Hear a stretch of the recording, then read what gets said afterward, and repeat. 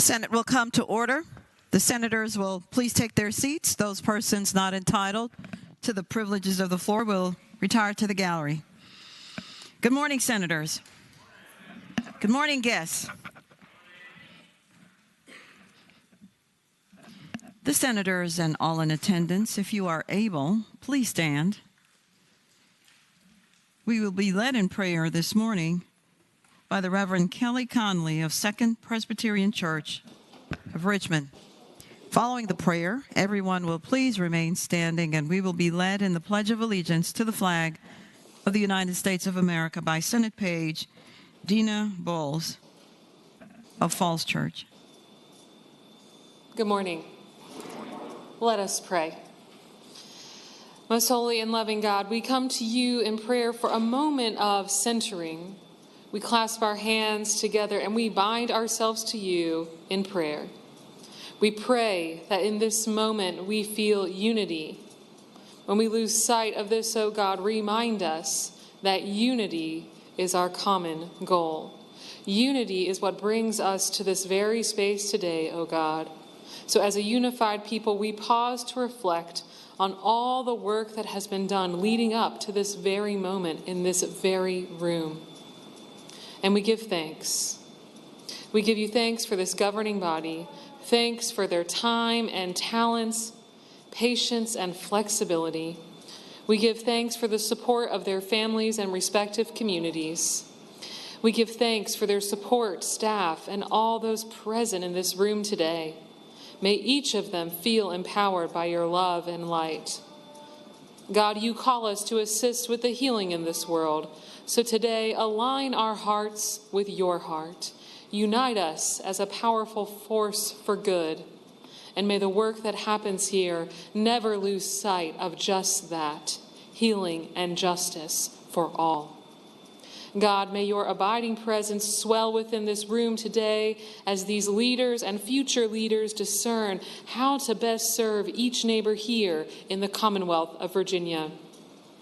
Grant them the wisdom to govern in the best interest of all residents.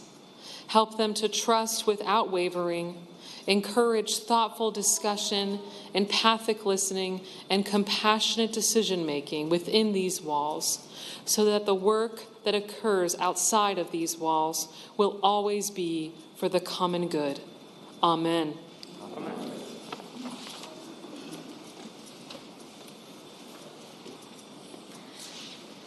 I pledge allegiance to the flag of the United States of America and to the republic for which it stands, one nation, under God, indivisible, with liberty and justice for all.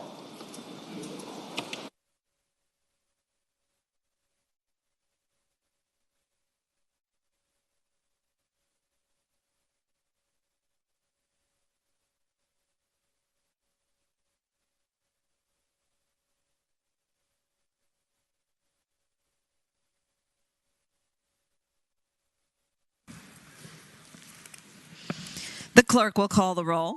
All those present, please vote aye.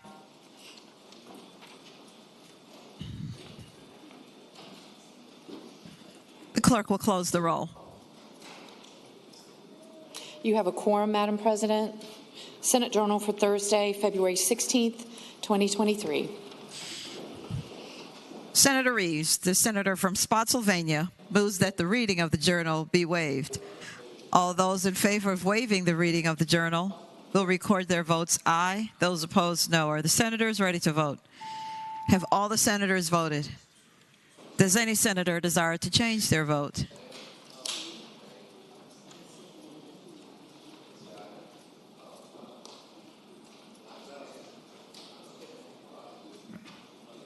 The clerk will close the roll.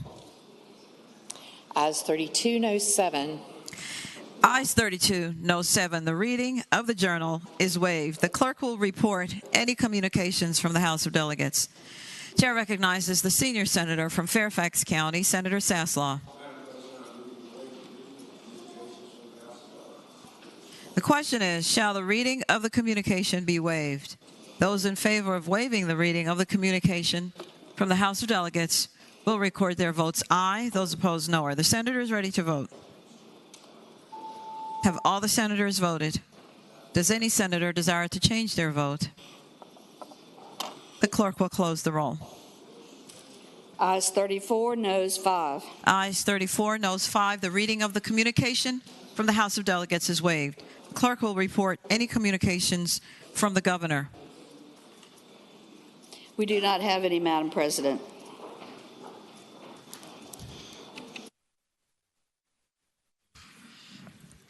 We are at that wonderful time in our morning hour when we will hear who all of you wonderful people are in the gallery. And what will happen is the senators will rise and speak about you. And if you would rise at that time, then we can get to see your beautiful smiling faces more. And I will give my remarks. And please hold your applause until after my remarks. And so with that, I call on Senator McClellan, the senior senator from Richmond City. Thank you, Madam President. I rise for an introduction. The senator has the floor. Thank you, Madam President. Our invocation this morning was given by the Reverend Kelly Connolly at Second Presbyterian Church. A Winchester native, she is now the campus minister for UKirk RVA, which is the downtown Richmond branch of a national network of campus ministries of the Presbyterian Church. I ask that you give her a warm Senate welcome. Please rise, Reverend Connolly. Good morning, and thank you for coming and for your prayer, and a Winchesterian at that, the place where George Washington won his first and only seat to the House of Delegates. Most people don't know that. But thank you for what you're doing in the community. Thank you for the sacrifices you make. Senators, let us give her the warm welcome of her Senate.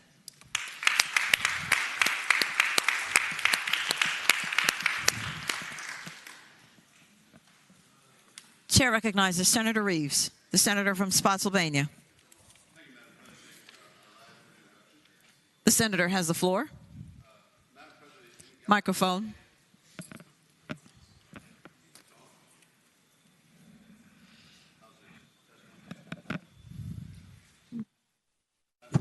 Madam President, I rise for an introduction. The senator has the floor. Thank you, Madam President. In the gallery today is a young lady who started to work for us, Miss Sophia Babcock. I actually call her Wednesday Adams, and you'll understand why I call her that. But she's a VCU student studying business and a constituent of mine from Orange County. I met Sophia during the holidays at Best Buy when she had a line of I don't know how many people in front of her that were really angry, and she handled all of them so well. I asked her if she'd like to come try to intern for us, if she can handle mad constituents of her store or her patrons of her store. She could certainly come to work in our office and do well. So she's been interning this session. She has a great work ethic, completes all her tasks efficiently and professionally, and she's just a joy to be around and just a bright star in our office, and we've offered a job for the summer too, so we're hoping she takes that. But if you'll give Sophie a warm welcome, I'd appreciate it. Good morning, Sophie. And it's just a testament that you never know who's watching and that you handled yourself so well, even though you are so young.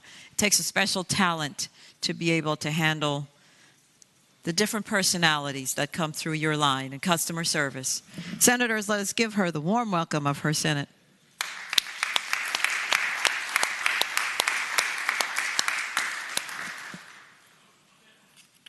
Chair recognizes Senator Hashmi, the senior senator from Chesterfield.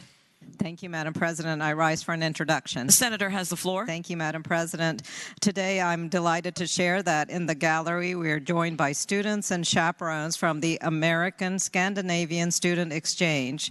This student exchange program was established in 1976, but it now does not include just Scandinavian countries, but a wide variety of countries. It has grown since that time to include branches in 35 countries. So in 2022, the program accepted high school students inbound to the United States from almost 50 countries representing every continent except Antarctica, because there's simply no human beings, I believe, that live there permanently.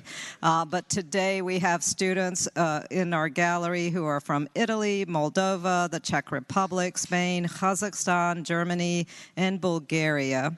And as a part of their program, these students are expected to take a U.S. government class and are encouraged to view the government of the state where they are hosted while we are in action. So their visit today is a part of that endeavor. I had a wonderful opportunity to chat with these students this morning, and one thing that they shared with me is that they think Virginians are a friendly group of people. So we certainly thank them for that first impression that they have about folks in the Commonwealth. Madam President, I ask that we give the warm welcome of the Senate.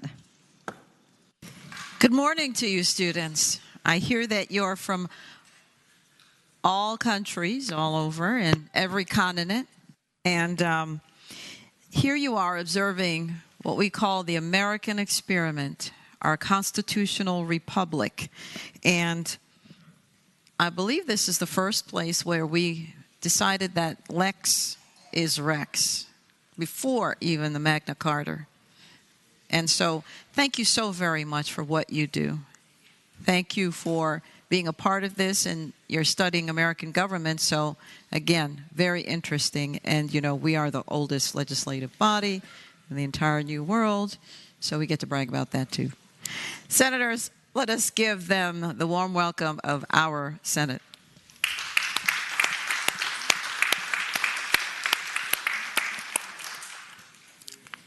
Chair recognizes Senator Bell, the senator from Loudoun. Thank you, Madam President. I rise for an introduction and a motion. The senator has the floor. Thank you, Madam President. In the gallery today is Ashley, Wendy Watson, and their 13-year-old son, Avery. This year I carried legislation SB 1072, and also in the House, identical legislation was carried by Delegate Davis. This legislation was in honor of their son Brody, who was tragically lost almost a year ago. This legislation has been named Be Kind for Brody Bill, and it will require schools to notify parents within 24 hours if there's an allegation of bullying. I have a bracelet on, the Be Kind to Brody, kind of matches the color of my shirt. It says Be Strong, Be Kind on it. And we believe that if we have parents involved at the earliest point, hopefully we can prevent a tragedy like this. We found out, unfortunately, after his death that there was bullying involved, and unfortunately the parents weren't notified. This is a tough time for this family, but they have been courageous, and they've come down to this General Assembly, and they've testified a number of times because they want to make sure no other family suffers a tragedy like this one. And I applaud their courage. I applaud that they're taking this tragedy and trying to do something good with their hardship and their grief. So with that, I move that when we adjourn today, we adjourn in the honor of Brody Alexander Watson, and I ask that you please give this family the warm welcome to the Senate. Watson family, again, good morning to you, and especially to you, Avery. I think if we were to ask the senators how many of them were bullied when we were children, I can tell you probably every hand will go up, and it just tells you that this is how life is sometimes, and I hope that you continue to strive, continue to keep going, and know that time helps. Time helps. Senators, let us give them the warm welcome of their Senate.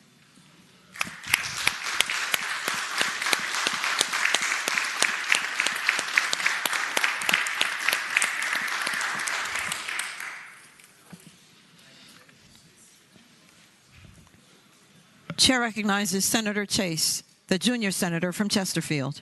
Thank you, Madam President. I rise for the purposes of an introduction. The senator has the floor.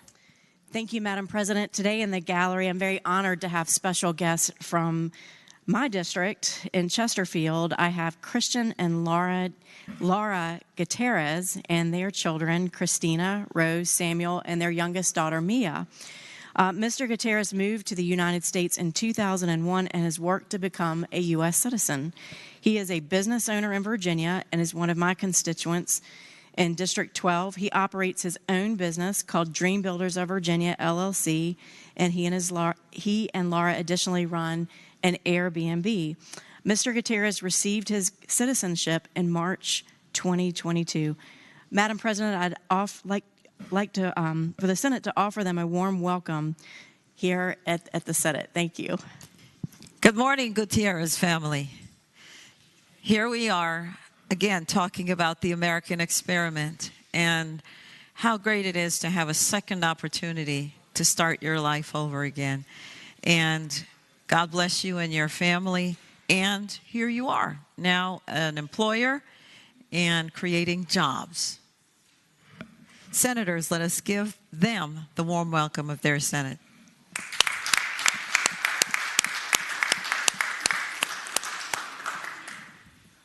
Chair recognizes Senator Eben, the senator from Alexandria.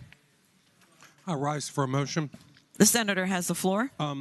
Madam President, I seek unanimous consent to introduce a memorial resolution after the deadline to commemorate the life of the parent of a member across the hall. The question is, shall the Senate grant consent to introduce a memorial resolution concerning the issues as the senator has stated them to be? All in favor of that motion will say aye. Those opposed, no. The ayes have it. The consent, sir, is granted to introduce your resolution. Chair recognizes Senator Stewart, the gentleman from King George. Thank you, Madam President. I rise for a request. The senator may continue. Thank you, Madam President. I would ask the Journal to reflect the senator from Falk years away from the Capitol today on pressing personal business. Without objection, that will be so noted in the Journal. Thank you, Senator. Chair recognizes Senator Peterson, the senator from Fairfax City.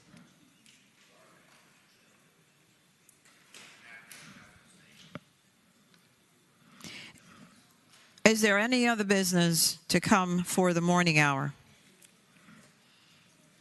Hearing none, the clerk will call the calendar. Senate calendar for Friday, February 17, 2023.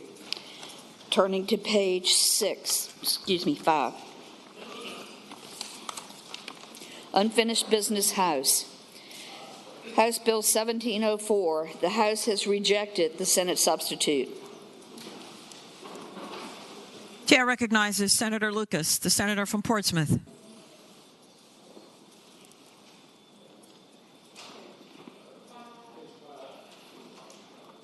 Page 5.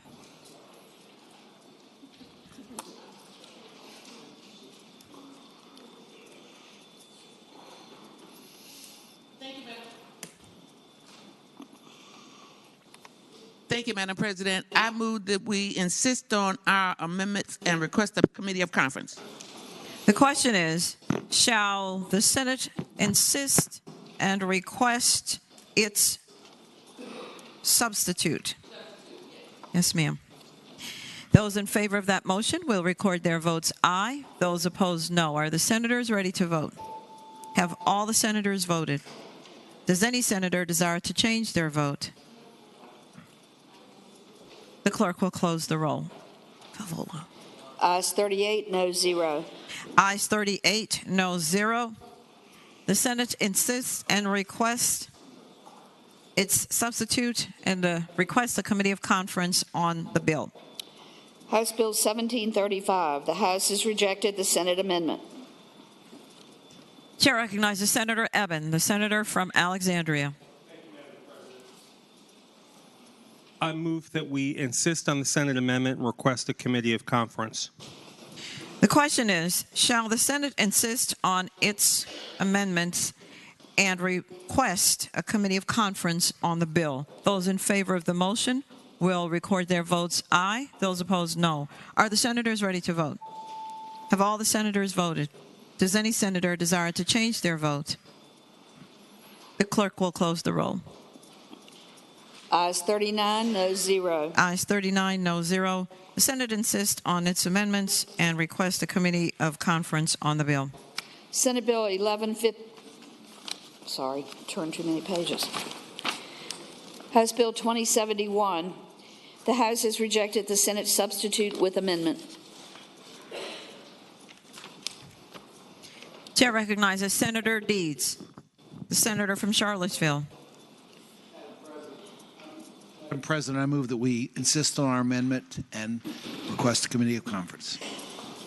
The question is, shall the Senate insist on and request its Senate substitute with amendment? Those in favor of that motion will record their votes aye. Those opposed, no. Are the senators ready to vote? Have all the senators voted? Does any senator desire to change their vote? The clerk will close the roll. Ayes 30, noes 9. Ayes 30, noes 9. The Senate insists on its request and requests a committee of conference on the bill. House Bill 2187. The House has rejected the Senate substitute. Chair recognizes again Senator Lucas, the senator from Portsmouth. Thank you, Madam President. Madam President, I move that we insist on the Senate substitute and request a committee of conference. The question is, shall the Senate insist on its substitute and request a committee of conference on the bill? Those in favor of that motion will record their votes aye. Those opposed, no. Are the senators ready to vote? Have all the senators voted? Does any senator desire to change their vote? The clerk will close the roll. Ayes 39, noes 0. Ayes 39, no 0. The Senate insists on its amendments and requests a committee of conference on the bill. We are awaiting House action on the remaining bill. Unfinished business Senate. Senate Bill 829 has passed the House with amendment.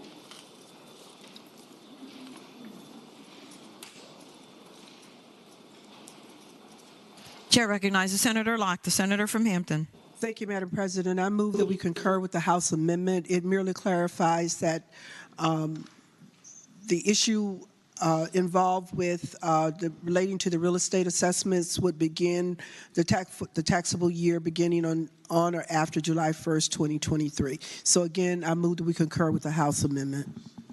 The question is, shall the Senate concur with the House amendment on Senate Bill 829? Those in favor of that motion will record their votes aye. Those opposed, no. Are the senators ready to vote? Have all the senators voted? Does any senator desire to change their vote?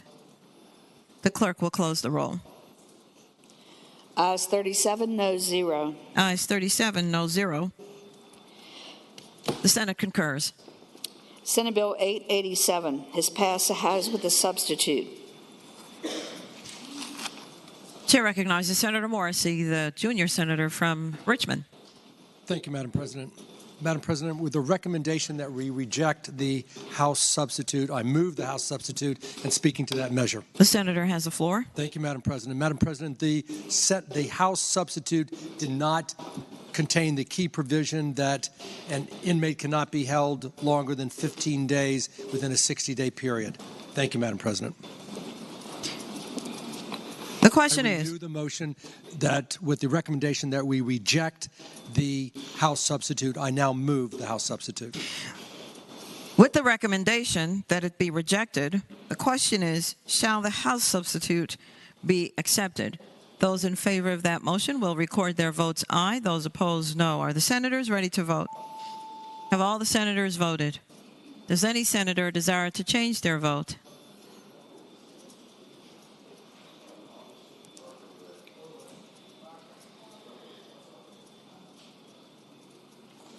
The clerk will close the roll. Ayes 11, noes 28. Ayes 11, noes 28. The House substitute is rejected. Senate Bill 1151 has passed the House with amendments. Chair recognizes Senator Edwards, the senator from Roanoke City. Madam President, I move that we accept the House amendments. And explaining that, the senator has the floor. This is a Code Commission bill, and the Code Commission is fine with the amendments. What the amendments do is remove two code sections from the bill that were in conflict with two bills that the Senate already passed. So it makes it better and conforms it. With that explanation, I move that we accept the House amendment. The question is, shall the House amendments on Senate Bill 1151 be agreed to? Those in favor of that motion will record their votes aye. Those opposed, no. Are the senators ready to vote? Have all the senators voted?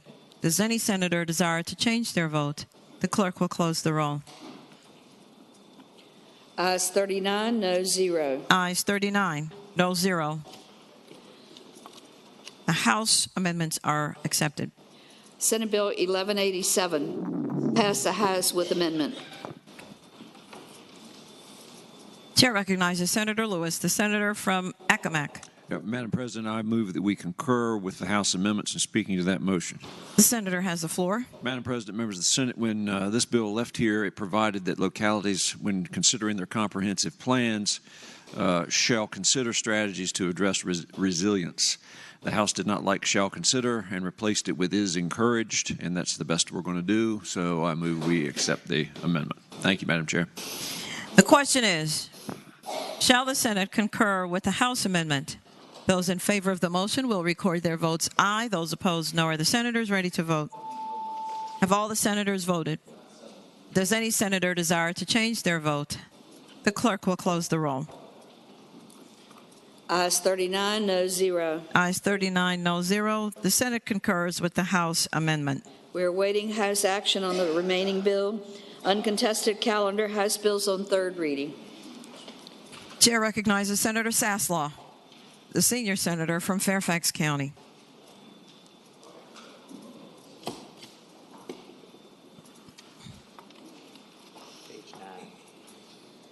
Page 9.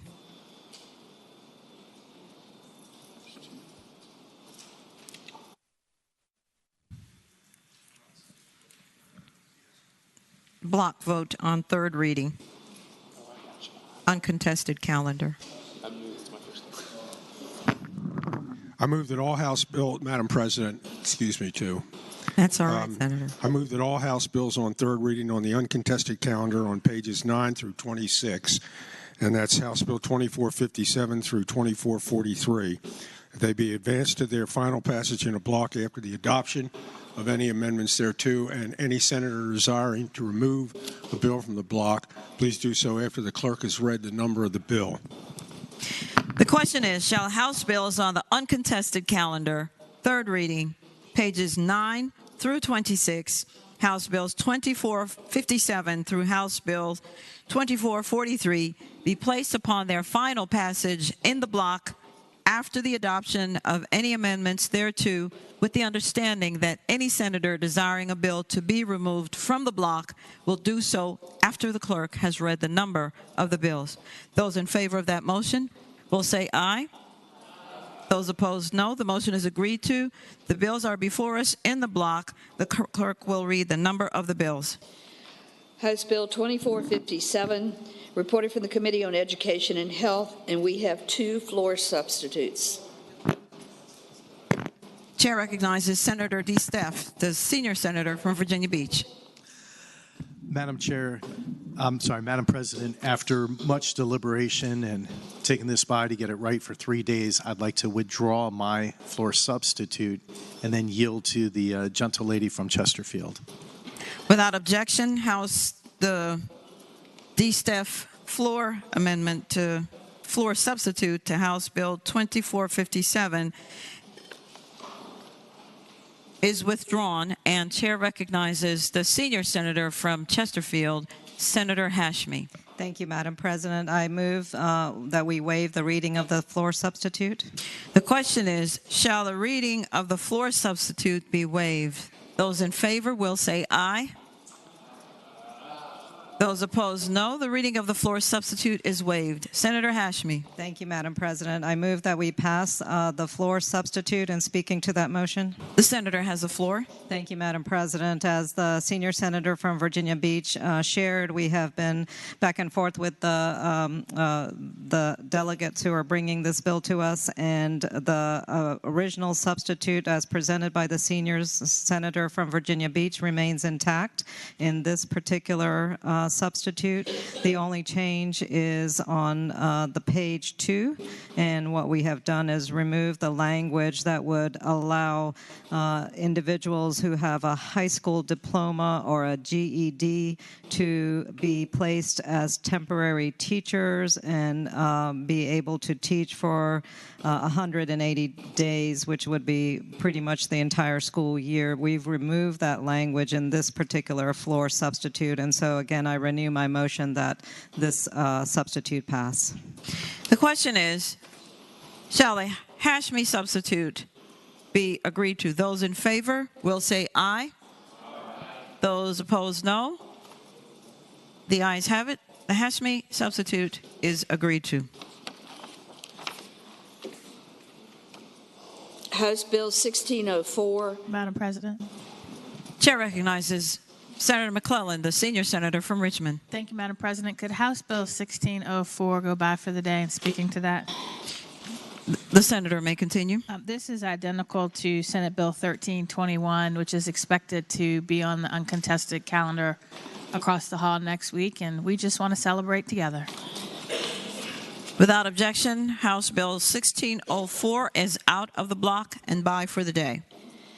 House Bill 1408, reported from the Committee on Finance and Appropriations. House Bill 1410, reported from the Committee on Finance and Appropriations. House Bill 1412, reported from the Committee on Finance and Appropriations. House Bill 1421, reported from the Committee on Agriculture, Conservation, and Natural Resources. House Bill 1525, reported from the Committee on Finance and Appropriations. House Bill 1526, reported from the Committee on Education and Health with a substitute, and from the Committee on Finance and Appropriations.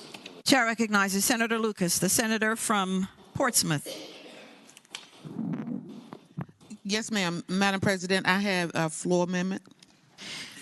We're going to accept. I'm sorry. First of all, Madam President, I move that the committee substitute be agreed to. The question is, shall the committee substitute be agreed to? Those in favor will say aye. Those opposed, no. The committee substitute is agreed to. Senator Lucas. Yes, ma'am. Madam President, I have a floor amendment. First of all, I want to waive the reading of the floor amendment. The question is, shall the reading of the floor amendment be waived? Those in favor of waiving the reading will say aye. Aye. Those opposed, no. The reading of the floor amendment is waived. Senator Lucas. Thank you, Madam President. Madam President, the floor amendment only changes one word on line 36, strike 5 and insert 8. This is the literacy bill, and it was intended to say K through 8, not 5. The question is. So I move that it be agreed to. The question is, shall the floor amendment be agreed to? Those in favor will say aye. Aye. Those opposed, no. The floor amendment is agreed to. Bill 1577, reported from the Committee on Agriculture, Conservation, and Natural Resources. House Bill 1582, reported from the Committee on Finance and Appropriations. House Bill 1630, reported from the Committee on Finance and Appropriations with a substitute. Chair recognizes Senator Howell, the senator from northern Fairfax County. Thank you. I move the committee substitute be agreed to. The question is, shall the substitute be agreed to? Those in favor will say aye. Those opposed, no. The substitute is quietly agreed to. House Bill 1662, reported from the Committee on Agriculture, Conservation, and Natural Resources. House Bill 1663, reported from the Committee on Agriculture, Conservation, and Natural Resources. House Bill 1775, reported for the Committee on Commerce and Labor with a substitute, and from the Committee on Finance and Appropriations. Chair recognizes Senator Sasslaw, the senior senator from Fairfax County. Madam President, I move that we adopt the substitute to 1775. The question is, shall the committee substitute be adopted? Those in favor will say aye. Those opposed, no. The committee substitute is adopted. House Bill 1789, reported from the Committee on Finance and Appropriations with a substitute. Chair recognizes Senator Howell. Thank you, Madam President. I move the substitute be agreed to. The question is, shall the substitute be agreed to? Those in favor will say aye. Those opposed, no. The substitute is agreed to. House Bill 1804, reported from the Committee on Agriculture, Conservation, and Natural Resource with amendments. Chair recognizes Senator Peterson, the senator from Fairfax City. Thank you, Madam President. I move the committee amendments. The question is, shall the committee amendments be agreed to? Those in favor will say aye. Those opposed, no. The committee amendments are agreed to. House Bill 1804, reported from the Committee on Agriculture, Conservation, and Natural Resources with a substitute. Chair recognizes again Senator Peterson. Thank you, Madam President. I move the committee substitute. The question is, shall the committee substitute be agreed to? Those in favor will say aye. Those opposed, no. The substitute is agreed to. House Bill 1828, reported from the Committee on Agriculture, Conservation, and Natural Resources. House Bill 1839, reported from the Committee on Agriculture, Conservation, and Natural Resources. House Bill 1848, reported from the Committee on Agriculture, Conservation, and Natural Resources.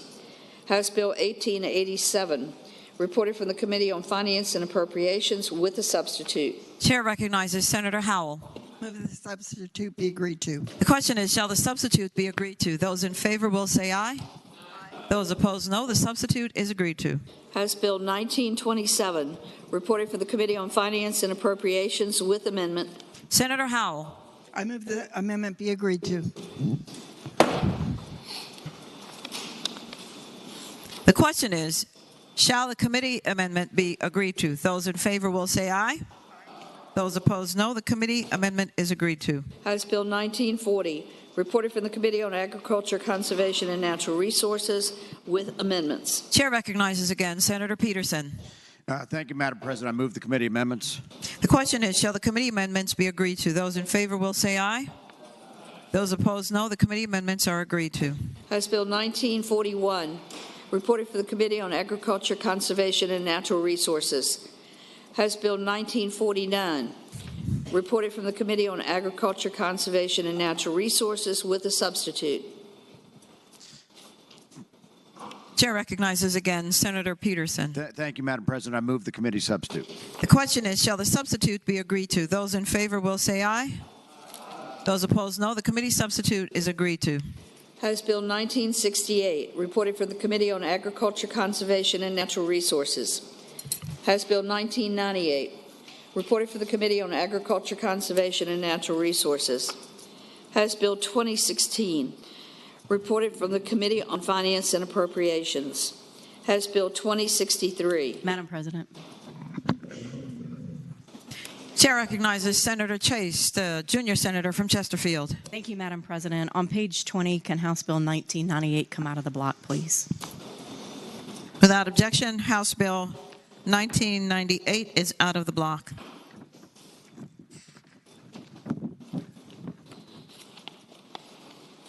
House Bill 2063, reported from the Committee on the Judiciary with a substitute and from the Committee on Finance and Appropriations. Chair recognizes Senator Edwards, the senator from Roanoke City. Yeah, Madam President, I move that the substitute from the Committee on the Judiciary be adopted. The question is, shall the committee substitute from the Judiciary be adopted? Those in favor will say aye. Those opposed, no. The substitute is adopted. House Bill 2095, reported from the Committee on Agriculture, Conservation, and Natural Resources. House Bill 2096, reported from the Committee on Agriculture, Conservation, and Natural Resources. House Bill 2150, reported from the Committee on Finance and Appropriations. House Bill 2181, reported from the Committee on Agriculture, Conservation, and Natural Resources. House Bill 2189, reported from the Committee on Agriculture, Conservation, and Natural Resources. House Bill 2289, reported from the Committee on Privileges and Elections with amendments. Chair recognizes Senator Spruill, the senator from Northern Chesapeake. Thank you, Madam Chair. Move the amendment. The question is, shall the committee amendments be agreed to? Those in favor will say aye. Those opposed, no. The committee amendments are agreed to. House Bill 2314, reported from the Committee on Finance and Appropriations with a substitute. Again, Senator Howell. Agreed to. The question is, shall the committee substitute be agreed to? Those in favor will say aye. Those opposed, no. The substitute is agreed to. House Bill 2317, reported from the Committee on the Judiciary with amendments and from the Committee on Finance and Appropriations. Chair again recognizes Senator Edwards. From the Committee on the Judiciary be adopted. The question is, shall the committee amendments from the Committee on the Judiciary be adopted? Those in favor will say aye. Those opposed, no. The committee amendments are adopted. House Bill 2324, reported from the Committee on Privileges and Elections. House Bill 2390, reported from the Committee on Agriculture, Conservation, and Natural Resources. House Bill 2393, reported from the Committee on Agriculture, Conservation, and Natural Resources.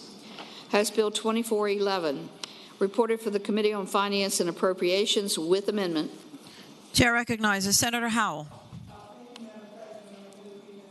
The question is, shall the committee amendments be agreed to? Those in favor will say aye. Those opposed, no. The committee amendment is agreed to. House Bill 2443, reported from the Committee on Privileges and Elections. The question is, shall the House bills in the block pass?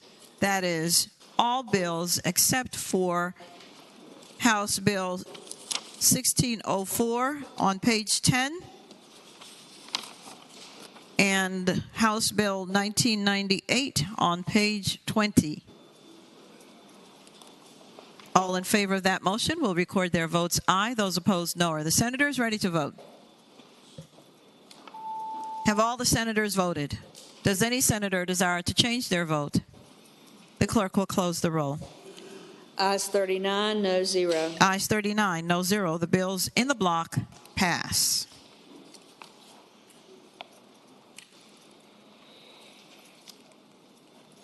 Returning to page 20, House Bill 1968.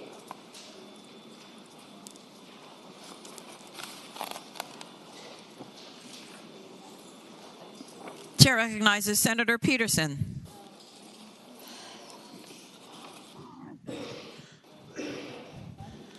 Thank you, Madam President. I move that the bill pass. Speak to the bill. The senator has the floor. This had to do with prioritizing native plant species on state properties, not introducing invasive species. I think it's kind of commonsensical, so I would ask that we adopt the measure.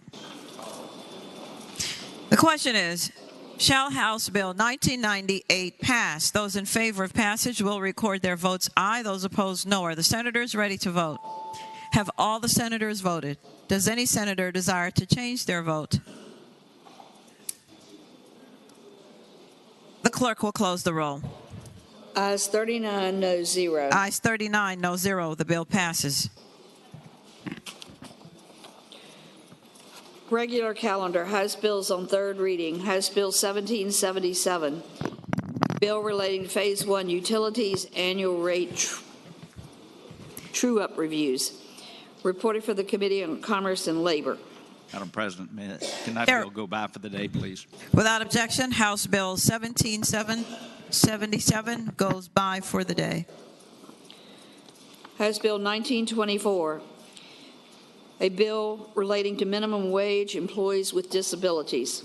Reported for the Committee on Commerce and Labor, and there is a floor substitute. Chair recognizes Madam President. Senator Hanger, the gentleman from Augusta. Did that bill go by for the day? Without objection, House Bill. Madam President. All right, we got to slow it down a bit, senators. For what purpose does the junior senator from Richmond rise? Would the gentleman yield for a question? Will Senator Hanger yield for a question? Yes, I'd be pleased. The senator yields. Senator Morrissey has the floor. I would ask the gentleman that this matter went by for the day yesterday on the gentleman's motion. Can the gentleman give the body some clarification? Is there an attempt to be working this matter out with the patron in the House, or is there another reason for passing it by for the day? Senator Hanger has the floor. Thank you, Madam President. We're actually anticipating another amendment that may be placed on the desk Monday, and I've also had a conversation with the House patron. I thank the gentleman. House Bill 1463, a bill for the relief of Michael Haas relating to claims compensation for wrongful incarceration. Reported from the Committee on Finance and Appropriations. Chair recognizes Senator Howell.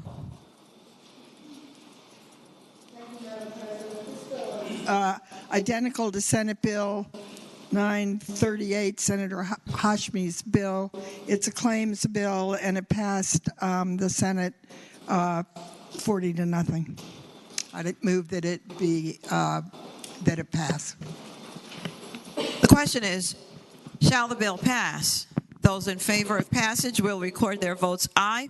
Those opposed, no. Are the senators ready to vote? Have all the senators voted? Does any senator desire to change their vote? The clerk will close the roll. Ayes 38, no 0. Ayes 38, no 0. The bill passes. House Bill 1485, a bill relating to Chesapeake Bay Watershed Implementation Plan effective date. Reported from the Committee on Agriculture, Conservation, and Natural Resources with a substitute. Chair recognizes Senator Peterson. Thank you, Madam Chair. This was the Great Watershed Implementation Compromise that we reached in the Senate. Sir, are we going to accept the substitute first? Yes, Madam Chair. I apologize. I move we accept the substitute. The question is, shall the committee substitute be agreed to? Those in favor will say aye. Those opposed, no. The substitute is agreed to. Senator Peterson. Thank you, Madam Chair. I move that we pass this bill and give a brief explanation. This is the watershed implementation plan for the Chesapeake Bay. We reached this in the Senate after a lengthy negotiation between environmental and farm groups, and I feel like we're on a good track. And I've talked to the House sponsor. They are going to keep this on the House side so we can hopefully walk this up to the governor's desk and have this put into law. So I would hopefully get everyone to support this. Thank you. The question is, shall the bill pass? Those in favor of passage will record their votes aye. Those opposed, no. Are the senators ready to vote? Have all the senators voted? Does any senator desire to change their vote? The clerk will close the roll. Ayes 39, no 0. Ayes 39, no 0. The bill passes. House Bill 1574, a bill relating to school board selection, referendum on direct election of school board members by voters, authorization by local governing body. Reported from the Committee on Privileges and Elections with an amendment. Chair recognizes Senator Spruill, the senator from northern Chesapeake. Thank you, Madam President. Move that the amendment pass. The question is, shall the committee amendment be accepted? Those in favor will say aye. Those opposed, no. The committee amendment is accepted. Senator Spruill. Thank you, Madam President. This bill would allow the governing body of a county, city, or town to file a petition with the circuit court of that government body. Your motion, sir? Move to a bill pass, Madam President. Thank you. The senator may continue. I apologize, Madam That's President. all right, sir. Thank you. To allow the governing body of a county, city, or town to file a petition with the circuit court of the county, of the city, of that county within the town, or a greater part where there is located, asking that a referendum be held on the question of whether the member of the school board of the county, city, or town should be elected directly by the voters. I move this bill pass. The question is, shall the bill pass? Those in favor of passage will record their votes aye. Those opposed, no. Are the senators ready to vote? For what purpose does the gentleman rise? Just to speak to the bill, Madam President. The board will be stricken. Madam Clerk, the senator has the floor. Thank you, Madam President. Madam President, this was a bill we had some zealous discussion in committee, and right now there are a number of jurisdictions across the Commonwealth that have appointed school board. The one that Reagan goes to school in, that school system is one of those. And Madam President, we feel like our school system does a pretty good job. Not perfect, but they do a pretty good job. And this would change the process by which those members of the school board could be appointed. Right now, the citizens have to sign a petition to have the referendum on the ballot. This would just give that authority to the current Board of Supervisors to put it on the ballot. We feel pretty strongly in Hanover that it should be the citizens making that decision instead of it going to the board, and I would ask that you vote against this measure. Chair recognizes Senator Eben, the senator from Alexandria. Would the senator from Hanover yield for a question? Will the senator from Hanover yield? Madam President, I yield. The senator yields. Senator Eben has the floor. The senator in his comments said he felt that it should be the citizens making the decision. Ultimately, does this still not require a referendum if anyone was to change the method of appointment of a school board? Senator from Hanover has the floor. Madam President, I'd answer the gentleman. In Hanover, we went through this process once where the citizens went through the petition process. They got a petition. It went on the ballot, and that referendum was defeated. Now, if this law changes, then the Board of Supervisors could put it on the ballot with their votes at any time without going back through that petition process. Certainly, the citizens would have to have it on the ballot as a referendum again, and they would be able to vote. But I personally do not think that it should have to be the process where the board can trump what the citizens would have to agree with to get it on the ballot. It is not broken the way the system is now, and there's no reason to change it to let the board bypass citizen involvement in the petition process. Senator Eben. Speaking to the bill. The senator has the floor. I would encourage a yes vote. This bill did not originate in Hanover, and there's no reason that I know of to think that supervisors who'd already had a locality reject a referendum would seek a second referendum, although they certainly could if that was the sentiment. But I remind people that right now the boards of supervisors are the ones appointing the school boards, and if 80% of them agree, this would merely let the citizens weigh in. It's not a nefarious plot. It's just a simpler way to get the decision directly to the voters. Chair recognizes Senator Suderline, the senator from Roanoke County. Thank you, Madam President. Speaking to the bill. The senator has the floor. Madam President, speaking both to the bill and also to the comments that were made about what a board might do after a referendum in their community, I seem to recall a transportation tax increase referendum being defeated, and then the supporters and the municipal governments seeking to do that again. I seem to recall casino referendums going one way and then being discussed again. I seem to recall local tax provisions being defeated and then being discussed again. And to say that, well, it's up to the citizens, what you're essentially doing is you're making the citizens then, instead of having them affirmatively ask for it, they then have to go and to defeat it. And these are usually grassroots people, well, not the folks that have the resources, like the political parties that love having elected school boards, because then they can, in a committee process, seek to choose an endorsee, often with a smaller selection, and in several of these communities, that's where it ends.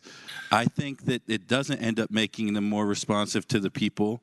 And in the Roanoke Valley, my children go to Roanoke County schools. We have an elected school board. I generally prefer the politics out of Roanoke County. Probably wouldn't surprise you. But Roanoke City and Salem, they have school boards that are very good, and they're appointed people. And you know what? They have educational expertise and credentials in both business and education and in several different things. And I think that's a good way to do it. And I don't think that this bill goes the right direction, and I hope we'll defeat it. Chair recognizes Senator Deeds, the senator from Charlottesville. I'd rise to speak to the bill. The senator may continue. Yes, ma'am. Madam President, ladies and gentlemen of the Senate, I did not intend to speak to this bill today.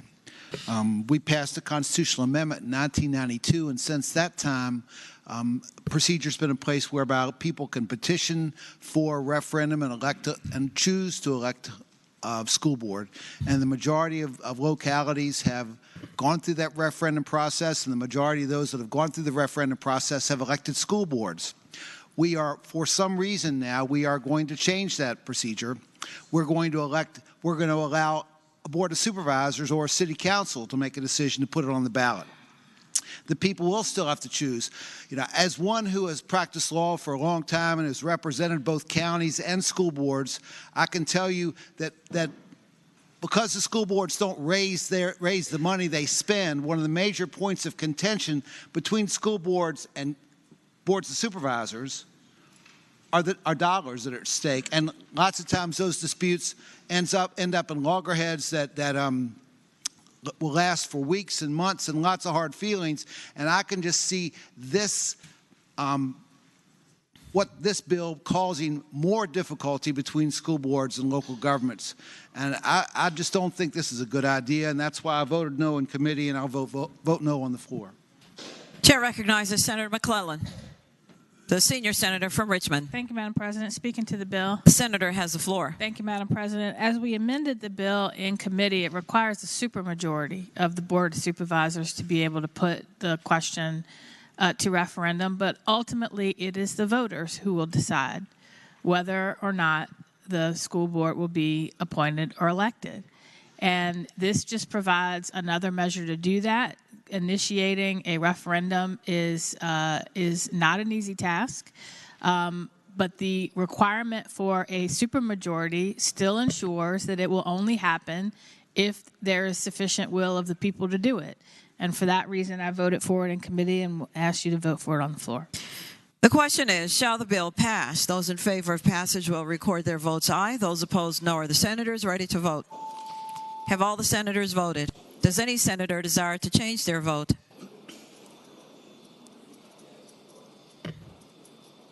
The clerk will close the roll.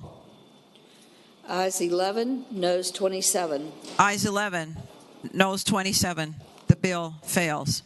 House Bill 1576, a bill relating to school board for the city of Lynchburg, staggered terms in the event of election.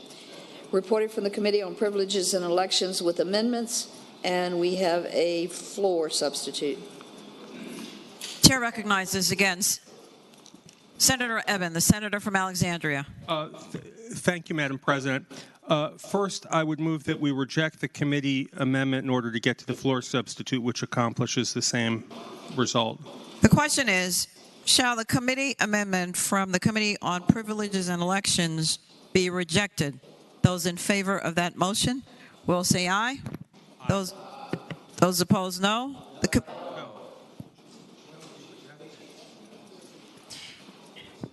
I would now move that we waive. I haven't ruled yet, sir. I suppose you wanted it to say with the recommendation that it be rejected. I think is the confusion. Yes, I apologize. All right. Put the question again. With the recommendation that it be rejected, shall the committee amendments be agreed to? Those in favor of the motion will say aye. Those opposed, no. The committee amendment is rejected. Senator Eben. I move that we waive the reading of the floor substitute. The question is, shall the reading of the floor substitute be waived? Those in favor of that motion will say aye. Those opposed, no. The reading of the floor amendment is waived. Senator Eben. Okay, I move the adoption of the floor substitute and speaking to that motion. The senator has the floor. This has to do with the city of Lynchburg elections only in the event that the voters were to approve a referendum calling for popular election. And what it does is it sets out that in the same fashion that the city council is elected, the school board would be elected, in that if the district members were up for election one year for city council, then the district members would be up for the school board, or if the at-large members were up one year, then they would be up for the school board and serve terms that are parallel with those of the city council. And I spoke to the patron, and he's fine with this wording, and I think it's a bit more clear. I move the bill that the amendment be adopted. Chair recognizes Senator Newman, the senator from Bedford.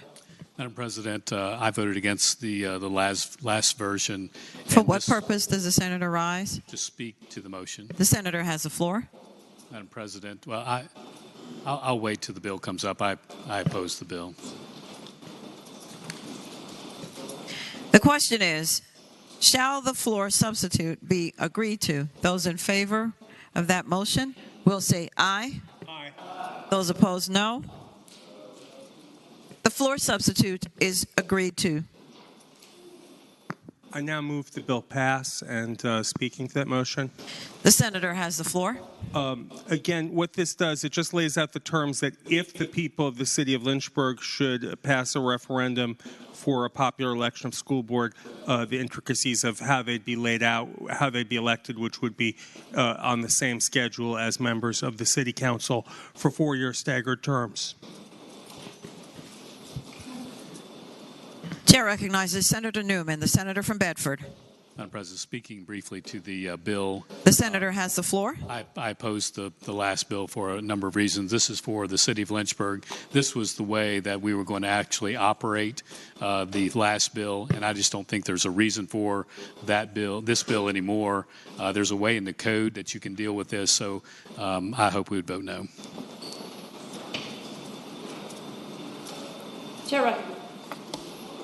Chair recognizes Senator McClellan, the senator from Richmond. Thank you, Madam President. Speaking to the bill. The senator has the floor. What this bill does is it basically will ensure that if the school board in the city of Lynchburg does go to elected terms, that those terms will be staggered so that you have some institutional history and knowledge on the board rather than having an all-new board elected all at once. I think if anyone has sat through school board meetings, one of the things you want to avoid against is if you have all new people, many of whom may not have been involved with the administration of a school, and most school board members have not. It can be really easy to fall under the influence of a superintendent or school administration and not be able to question or push back on some of the items that they propose because you just don't have the institutional knowledge to do that. And that's why having staggered terms is a good idea. This bill will not take effect unless the city of Lynchburg now goes through the citizen-led initiative to have a referendum to elect its school board, but at least will ensure that if it does that there is some continuity and institutional knowledge rather than an entirely new board all at once. The question is, shall the bill pass? Those in favor of passage will record their votes aye. Those opposed, no. Are the senators ready to vote? Have all the senators voted? Does any senator desire to change their vote? The clerk will close the roll. Ayes 19, noes 20. Ayes 19, noes 20. The bill fails. House Bill 1623, a bill relating to Eastern Virginia Groundwater Management Advisory Committee, Department of Environmental Quality reports. Reported from the Committee on Agriculture, Conservation, and Natural Resources. Chair recognizes Senator Peterson, the senator from Fairfax City. Thank you, Madam President. I move the bill passed and speak to the bill. Senator has the floor. Madam President, one of the things we do in this body is we require our agencies to make annual reports, and sometimes we require commissions to make annual reports. And then the question becomes, does anyone actually read these reports? Because staff time is dedicated to them. This bill had to do with removing specific reports. One of them had to do with Eastern Virginia Groundwater Management Advisory Commission. The other two, I'm doing this off the top of my head, I think one had to do with the Roanoke River Basin, and there was a third, and I cannot remember it if you have it in front of you.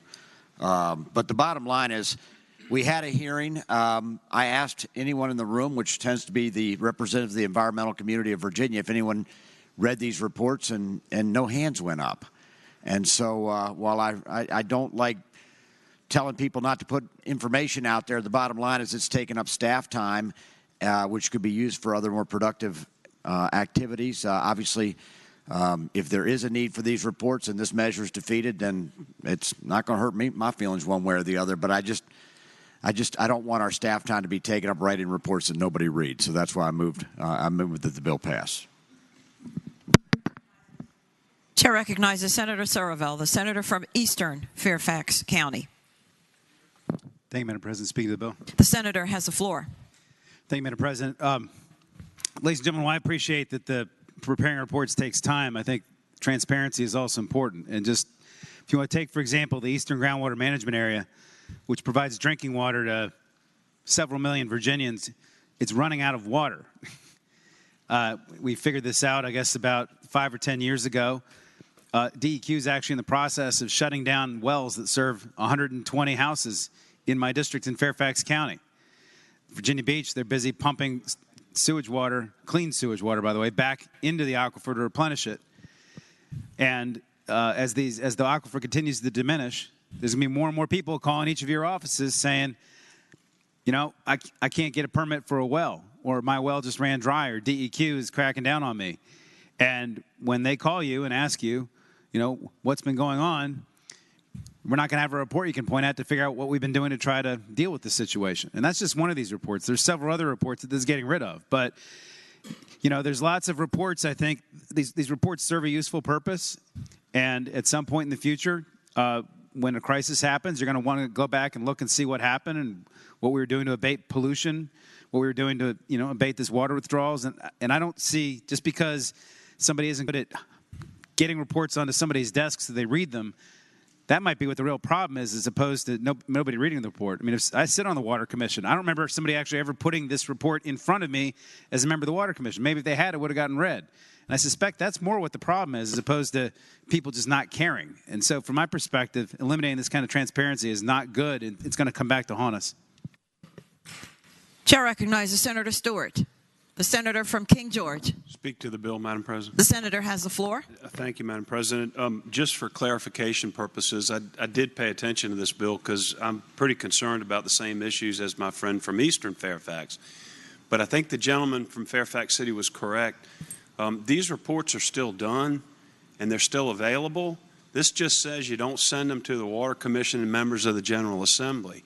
If you want, which they do, as you all know, you get a lot of reports on a lot of different things, and most people never look at them. And so it just saves these folks one step. If you want the report, all you have to do is ask them for it, and you can get it. The information will be available. It's not like we're doing away with the reports entirely. We're just not sending them to those three groups, the General Assembly, the Governor, and the Water Commission. Would the gentleman yield for a question? Will the senator from King George rise and yield? The gentleman yields. Senator Deeds has the floor. Thank you, ma'am. Would the gentleman point me to the specific language in this code section that requires a report to be compiled? Senator Stewart. Madam President, I can't in here, but I can tell you the way the bill was explained in committee was that the reports would still be done, and we question that. The reports would still be done, still be available, but you don't have to send it to the General Assembly, the Governor, or the Water Commission. If we want it, all we have to do is ask for it. That's the way it was explained. Ma'am, would the gentleman yield for an additional question? Will the senator yield for additional question? I yield. Gentleman yields. Senator Deeds has the floor. Yes, ma'am. Would the gentleman agree with me that there's nothing in the code section that requires that a report be compiled? Senator Stewart. Except the language we're striking through. Madam President, I would not. There are multiple code sections that require reports on a lot of these different topics that this section deals with.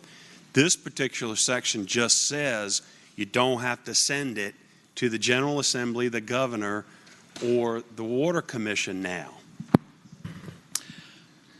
Ma'am, would the gentleman yield for an additional question? Will the senator yield? Again, the senator yields. Senator Deeds has the floor. Can the gentleman assure me that the sections that are repealed in Section 2 of this bill are not the sections he's referring to that require that reports be compiled? Senator Stewart has the floor.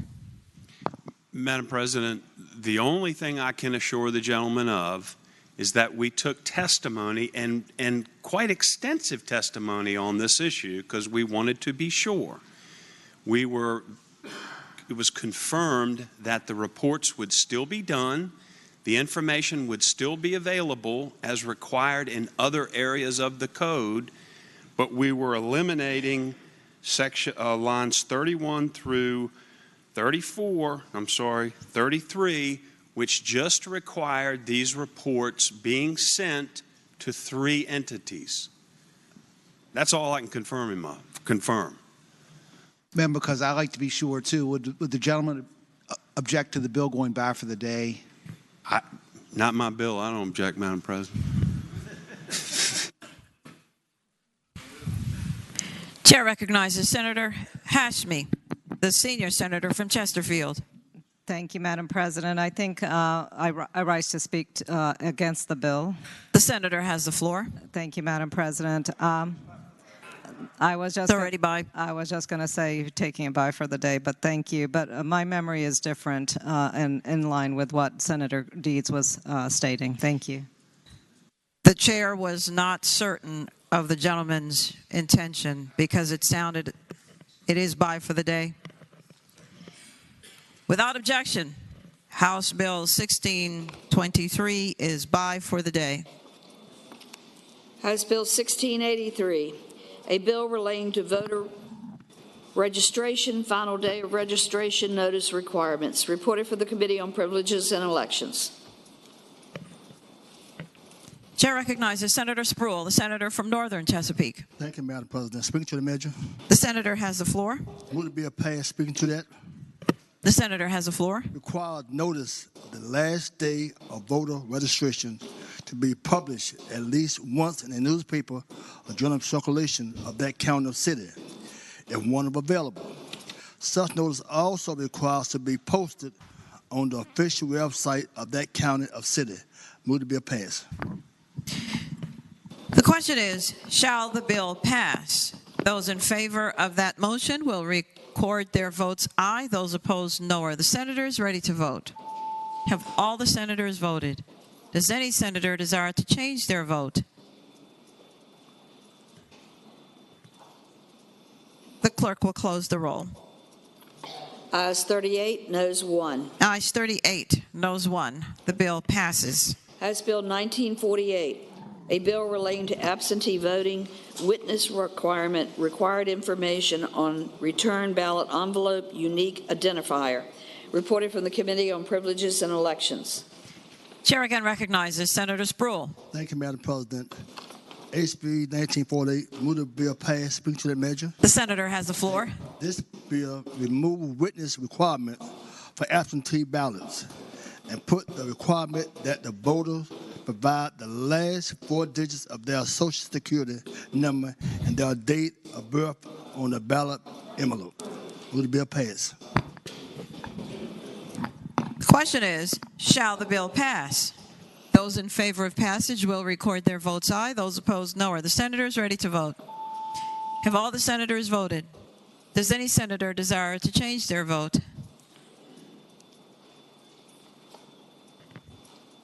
The clerk will close the roll. Ayes 35, noes 4. Ayes 35, noes 4. The bill passes.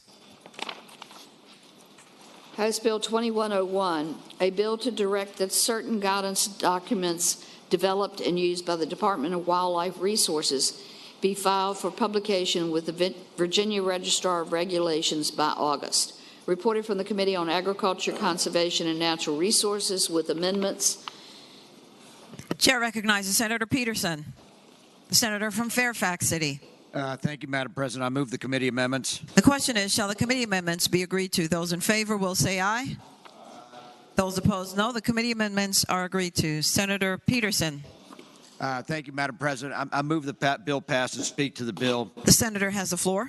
This had to do with basically notifications that would be published by the Department of Wildlife Resources, DWR, or DGIF as we used to know it. And I think it's kind of self-explanatory. Basically just making sure that people have a chance to participate in regulations and that they have. And that's pretty much the best I can do. If people need something more in depth, I'll take it by. Chair recognizes Senator Stewart, the senator from King George. Thank you, Madam President. Speaking to the bill. The senator has the floor. Madam President, very briefly, the gentleman from Williamsburg had a bill very similar to this that would require you to go through the Administrative Process Act. when in fact you were dealing with the Threatened and Endangered Species Act. And I'm not going to trespass on your time because I know you've been heavily lobbied on this bill. The gentleman from Williamsburg bill was defeated, but this bill does essentially the same thing. And my only concern is this: when you take those regulations and or guidance documents through the APA process, it can delay them, and it could require a work group to be formed and people trying to make changes. The whole point of the Threatened and Endangered Species Act is to be able to move quickly. And this issue came as a result of a water intake by a for sale company who was selling water, and they had some issues about sucking up stuff in their pipe, and so they're trying to get an angle to mess with the regulations under the Threatened and Endangered Species Act. And I think we ought to think long and hard before we do this, but I may be the lone no vote on this.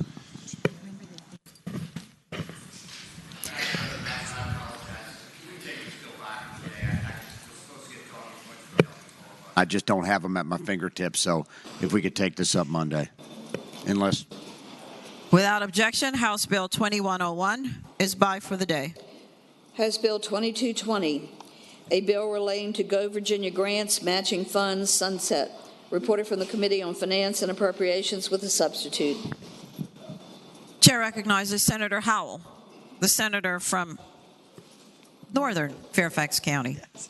Thank you, Madam President. I move that the amendment be agreed to. The question is, shall the substitute be agreed to? Those in favor will say aye. Aye. Those opposed, no. The substitute is agreed to. Senator Howell. Thank you, Madam President. I move the bill pass, and speaking to that. The senator has the floor. What the bill does, having been amended, is extends by 1 year the sunset date on the provision that allows a locality to use grant funds awarded by the Tobacco Region Revitalization Commission as matching funds for the Go Virginia grants. The question is, shall the bill pass? Those in favor of that motion will record their votes aye. Those opposed, no. Are the senators ready to vote? Have all the senators voted? Does any senator desire to change their vote? The clerk will close the roll.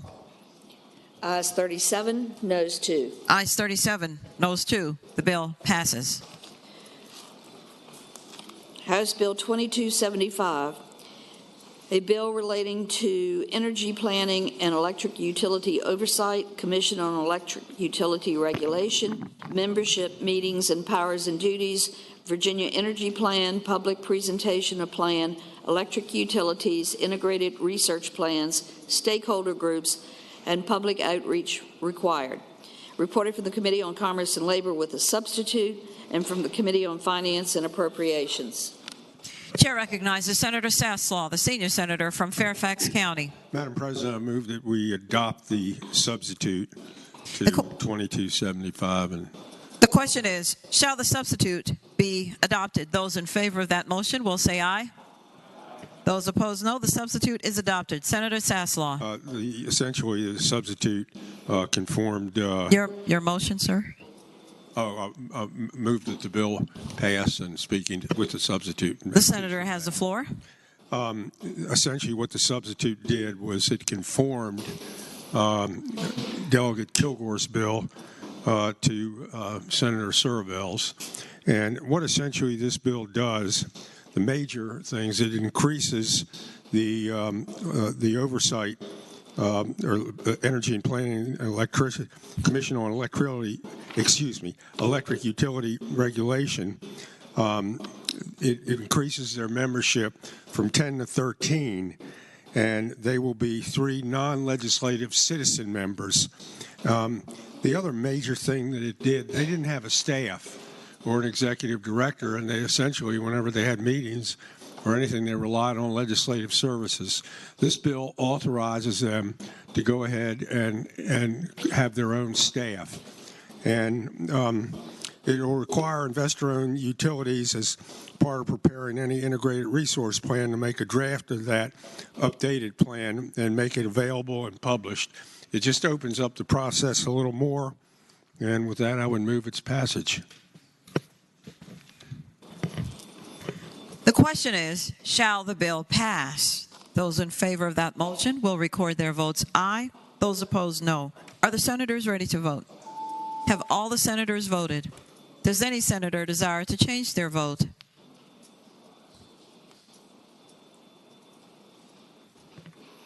The clerk will close the roll. Ayes 27, noes 12. Ayes 27, noes 12. The bill passes. House Bill 2282, a bill relating to Virginia Stormwater Management Program, Virginia Erosion and Sediment Control Program, exemptions for the harvesting of forest crops, reported from the Committee on Agriculture, Conservation, and Natural Resources. Madam President. Chair recognizes Senator Obenshain, the gentleman from Rockingham. Thank you, Madam President. I'd like to ask that this Your microphone. I'd like to ask that this bill go by for the day. Without objection, House Bill 2282 goes by for the day. House Bill 2285, a bill to authorize the Department of Conservation and Recreation to grant and convey an easement at Shenandoah River State Park, reported from the Committee on Agriculture, Conservation, and Natural Resources. Chair recognizes Senator Peterson, the senator from Fairfax City. Thank you, Madam President. This has to do with Shenandoah River State Park and the conveyance of an easement. Your motion, sir? My motion is to pass the bill. The senator has the floor. My motion is to pass the bill, and my second motion is to go visit this park because it's a very beautiful park. I've actually walked it a couple times during COVID, helped me get over my depression. This is simply an easement which would help people get access to the park. And if you haven't visited our state park system, we have almost 50 state parks, Madam President. I know you've been to probably most of them.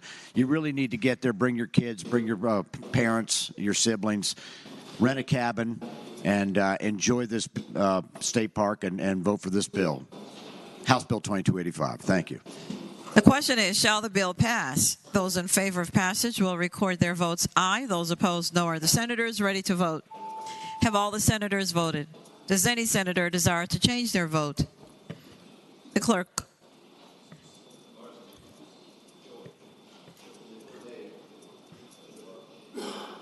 The clerk will close the roll.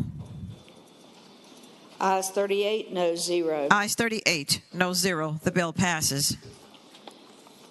House Bill 2325, a bill relating to agriculture land ownership by foreign adversaries prohibited, reported from the Committee on Agriculture, Conservation, and Natural Resources with a substitute.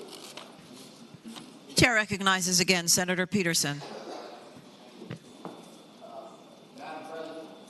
I move that the bill pass, but I'm probably not the right person to speak to it. So we've got the substitute. I move to adopt the substitute. The question is to waive the reading of the substitute. No, just accept the Move substitute. The committee substitute. I'm sorry. It's a long day already, yes, sir. ma'am. The question is, shall the substitute be agreed to? Those in favor will say aye. Aye. Those opposed, no. The substitute is agreed to. Senator Peterson. And then, Madam President, I move that the bill pass, and I will defer speaking on the bill because I plan to vote no. Thank you. Chair recognizes Senator Stewart, the senator from King George. Thank you, Madam President. Speaking to the bill. The senator has the floor. Madam President, the body will recall the bill that I carried to ban foreign adversaries from purchasing agricultural land in Virginia. This bill is identical to it now. We amended it in committee to be the same as the Senate version, which I might add passed with a pretty good bipartisan support, and I would hope that that tradition would continue and we'd pass this bill. The question is, shall the bill pass? Chair again recognizes Senator Peterson. I know it's Friday, and I'm going to be very brief, but I think it's important to put a marker on this bill because for the first time, to my knowledge, we're putting in code a disincentive for people to purchase property in Virginia. People that are maybe foreign governments, foreign ownership. we want people to come to our state. We want people to do commerce here. We are not adopting the communist form of government by inviting others to come here and purchase and participate in our economy. And I just think that this is the wrong way to go about it. If we need to take specific national security measures around bases, I understand that. But just in general, to have a prohibition on persons coming here and purchasing property or farmland or whatever it is, I just think that that's a mistake. Free markets is where we ought to be. We are a free people. Thank you. Chair recognizes Senator Surreville, the senator from Eastern Fairfax County. Thank you, Madam President. Speaking to the bill. The senator has the floor. Folks, I just want you to make sure you've read what we're about to pass here, I guess, for the second time. This bill makes any interest in land held by certain people to be void. And whose ownership of land is going to be automatically void? It means any foreign government or non-government person. So it's a non-government human being determined by the United States Secretary of Commerce to engage in long-term pattern or serious instances that could significantly adverse to the national security of the United States. There was 1,000 people that marched on Washington, D.C. about 2 years ago, which I think might fit this definition. And, right now we're basically giving the United States Department of Commerce the keys to basically forfeit the land of all kinds of, not only governments, potentially, but people in our state. And this is a lot of authority we're delegating to the federal government, not to ourselves. And we usually don't let the federal government decide who can and can't own land in our state. So I just want you to think really carefully about the power you're turning over here by passing this. I think it's written way too broad. I agree with the senator from the city of Fairfax. If what we're worried about is security around military bases, there's a much tighter, narrower, cleaner way to do that than to give the Department of Commerce carte blanche authority to forfeit land all over our state. Chair recognizes again Senator Stewart. Madam President, speaking briefly if no one else wishes to speak. You have the floor, sir. Thank you, Madam President.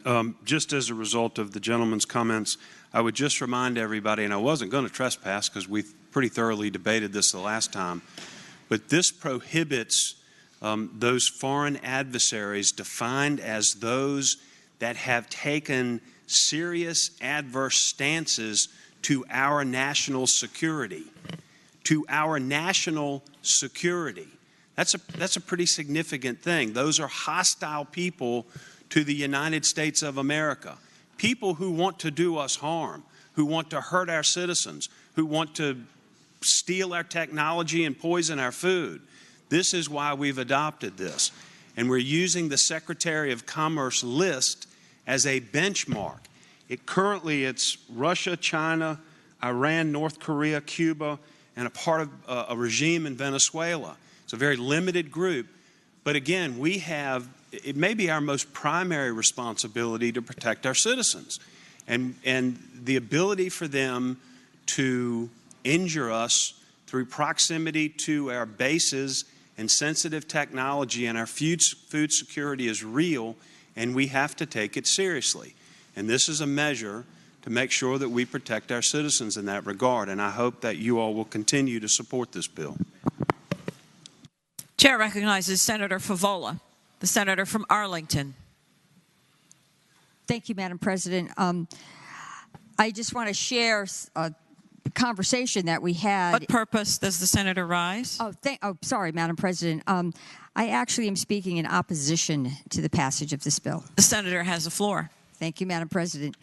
The conversation in Ag and Natural Resources, part of it evolved around the difficulty in determining who the ownership entity would be, and all the different layers that corporations and multinational corporations can have that actually protect, or in this case, hide the owners of a certain company that may want to purchase the property.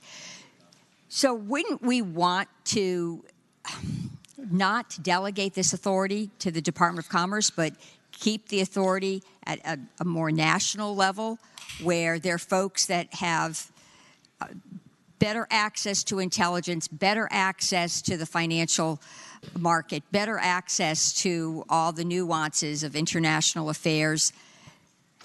That's sort of where I came down. And this is a rhetorical question. I'm not directing it to any specific senator. But given that context, this is the reason why I voted no in the committee.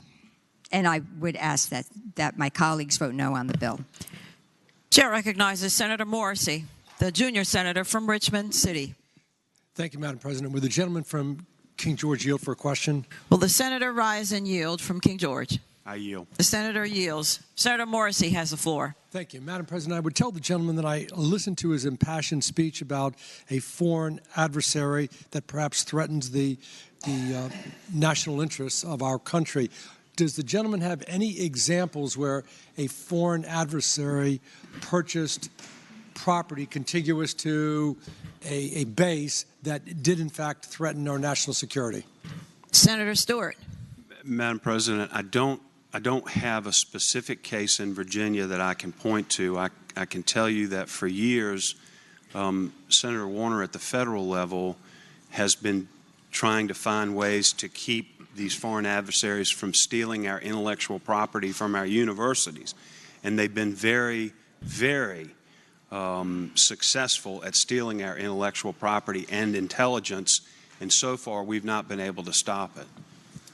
Would the gentleman yield for another question? Well, the senator yields. Senator Morrissey has the floor. Does this bill just prevent the sovereign from purchasing the property, or does it also include and capture a citizen, for example, a citizen in Iraq, from purchasing the property? Senator Stewart has the floor. Madam President, it's defined as a foreign adversary, and in the bill, it's that government or person, Al-Qaeda, for example, could be a leader of Al-Qaeda or something like that who's not actually a government. However, we use that list from the Secretary of Commerce to determine who those hostiles are, which I think is the best information available. We are not abrogating our authority to them. We're merely using that list, and then we will take the necessary steps to determine the ownership and whether or not they fall in that category, as I understand the practical application. Would the gentleman yield for a final question? Final question, Senator Stewart. Will you yield? Gentleman yields.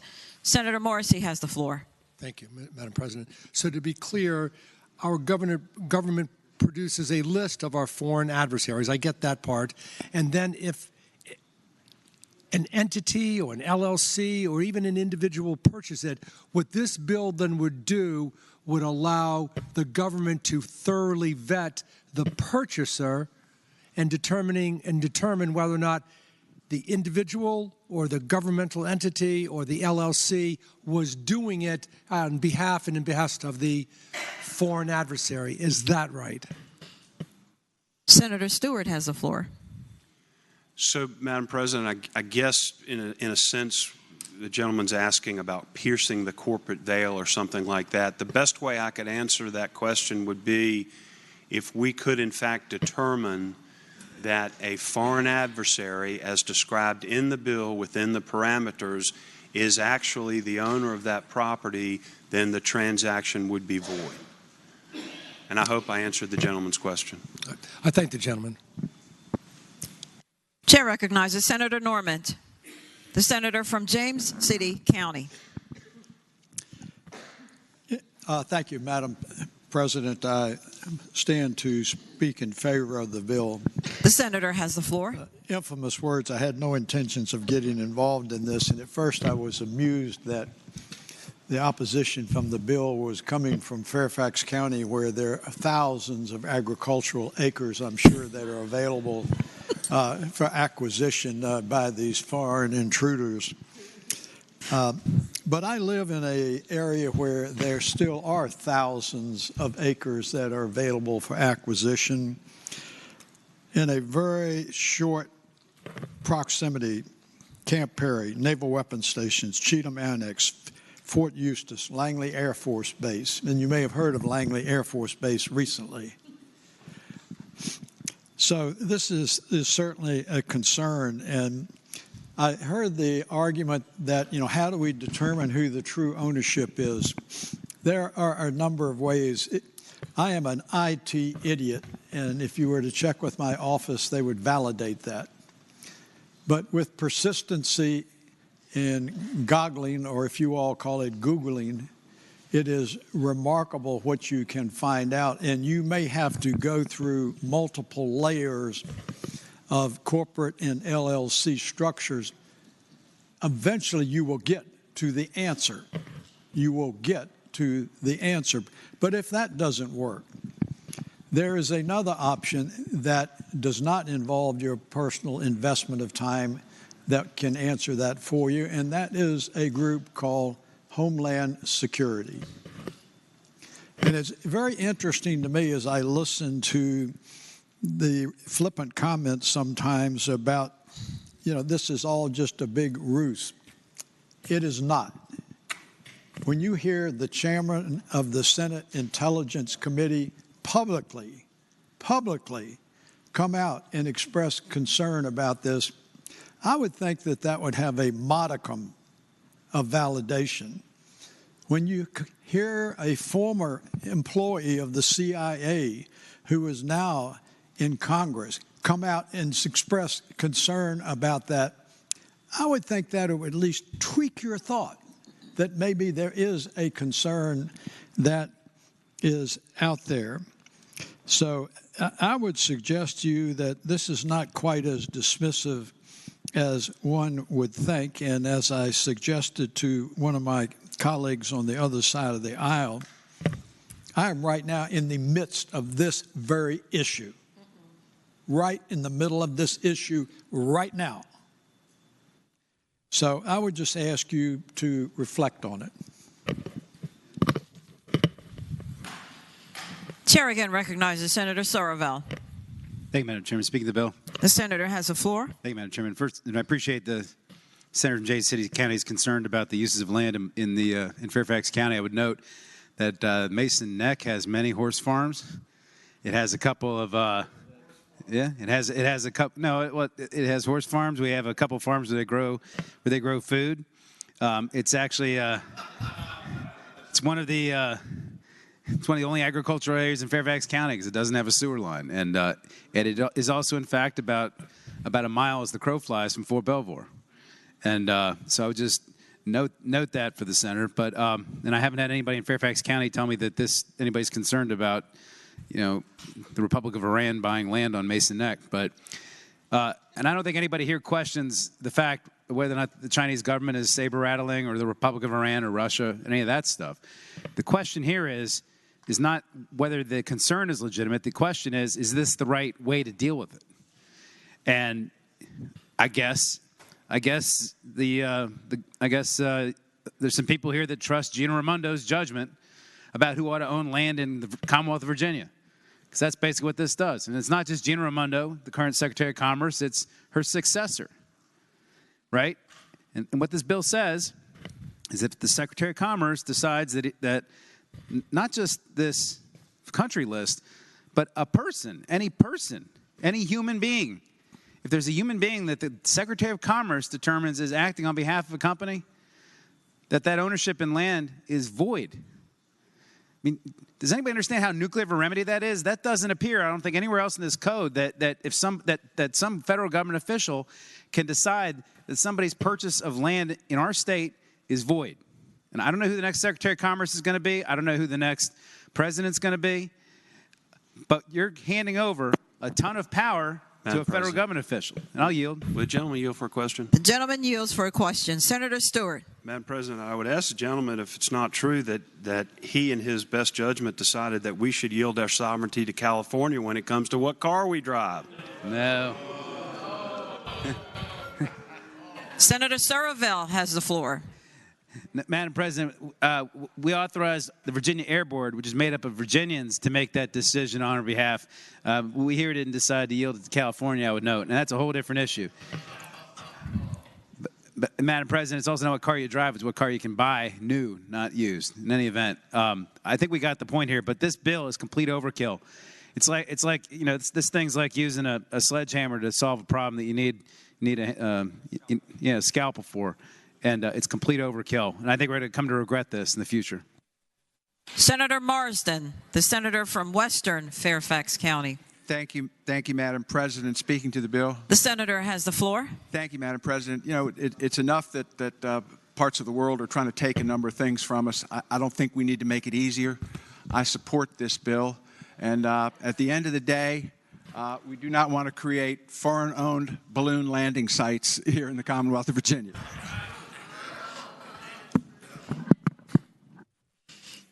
Chair recognizes Senator Edwards, the senator from Roanoke City.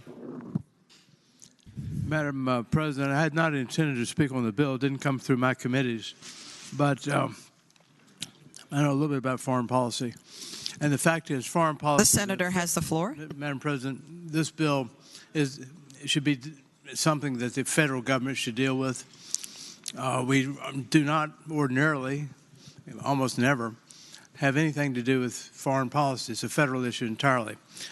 But there's no question, Madam President, and we all know this, for decades now, the Chinese, as a basis of doing business with the Chinese, you have to give them their intellectual property. And that's violates our law, but it's not their law. But because we want to do business with China, we've been doing this for decades and decades and decades. And I'm not unmindful of the problem with what's happening now with China, especially. And the concept is a good concept. But if you look at the bill, I don't know how in the world you'd ever enforce it. The process would be impossible to enforce. It's all of a sudden void. Where's the process to determine whether it's void or not? Madam President, it needs to be really reworked dramatically even if it's going to be passed or anything like this would be passed. But again, this is a foreign policy issue. It's a national defense issue, and the federal government should be involved in it. Yeah, and so one, two. Okay, Madam President, I urge the body not to get overly excited and pass this bill because on the premise that it's actually going to do something without causing more problems than it's worth. So for that reason, I think we should vote against the bill. Chair recognizes Senator Chase, the junior senator from Chesterfield. Thank you, Madam President.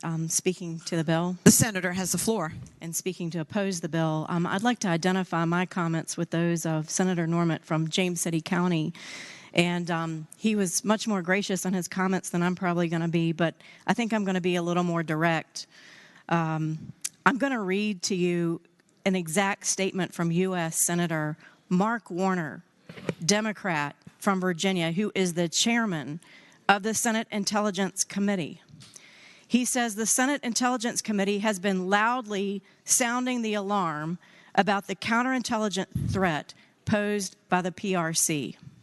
We should be seriously concerned about Chinese investment in locations close to sensitive sites, such as military bases around the U.S. And Madam President, with that, I'd like to ask a question of the patron.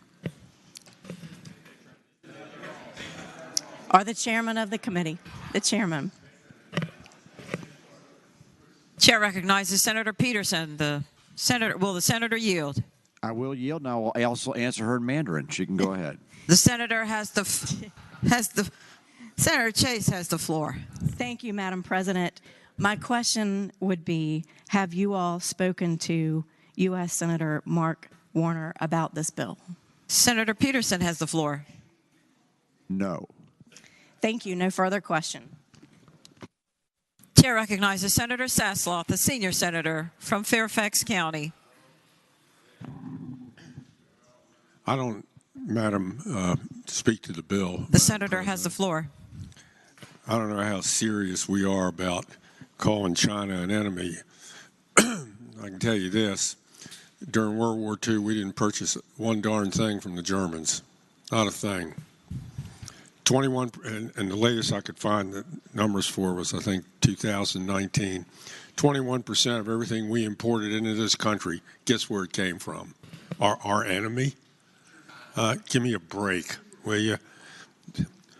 This bill really belongs back in committee and permanently. And I would make a motion that we send it to rules for a study.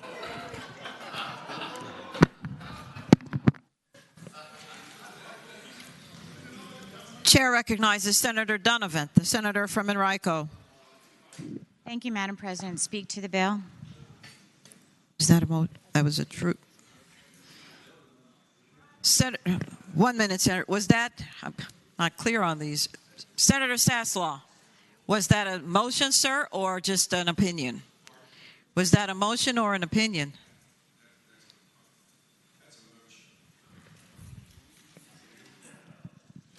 The question is.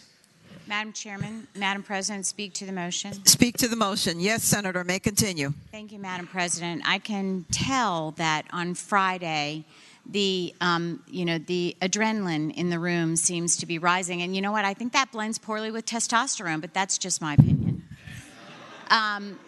But I will say that I think there is bipartisan support for this bill and this concept. I hope you will reject the motion. I think it's really, really important we use language thoughtfully on this floor.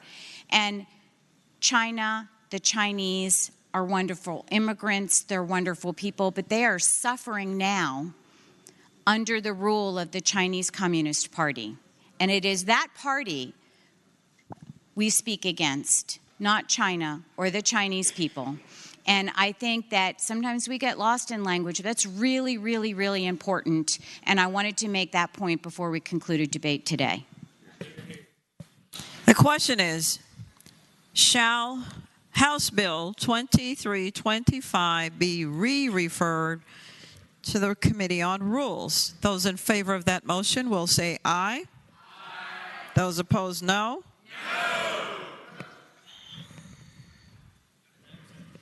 The chair is uncertain. This will be a recorded vote. Again, the question is, shall House Bill 2325 be re-referred to the Committee on Rules? Those in favor of that motion will vote aye. Those opposed, no. Are the senators ready to vote? Have all the senators voted? Does any senator desire to change their vote?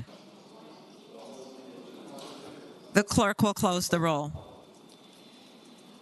16, noes 22. Aye 16, noes 22. The bill will not be re-referred. Senator Reeves, the senator from Spotsylvania. Thank you, Madam President. Call the pending question. No, I'm going to do that. Madam President, call the pending question. The pending question. The pending question has. Yes, right. Shall the pending question be ordered? Those in favor of that motion will record their votes aye. Those opposed, no. Are the senators ready to vote? Have all the senators voted? Does any senator desire to change their vote? The clerk will close the roll. 16, noes 22. Aye 16, noes 22. The pending question has not been ordered.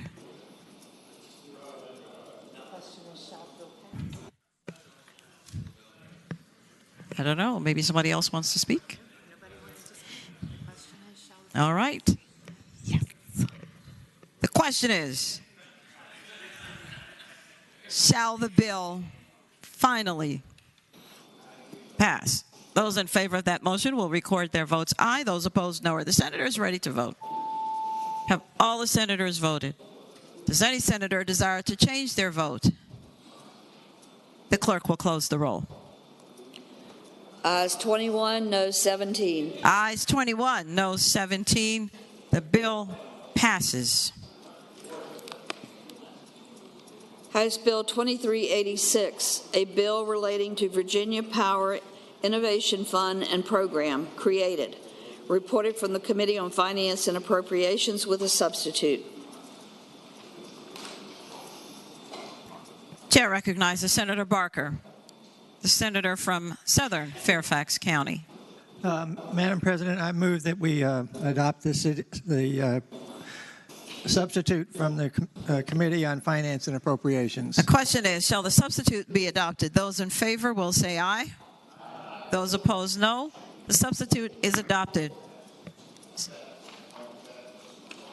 Senator Saslaw.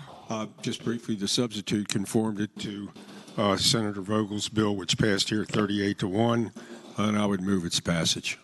The question is, shall the bill pass? Those in favor of that motion will record their votes aye. Those opposed, no. Are the senators ready to vote? Have all the senators voted? Does any senator desire to change their vote? The clerk will close the roll.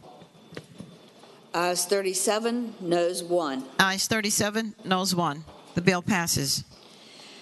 House Bill 2471, a bill relating to General Registrar's petition for removal, reported from the Committee on Privileges and Elections.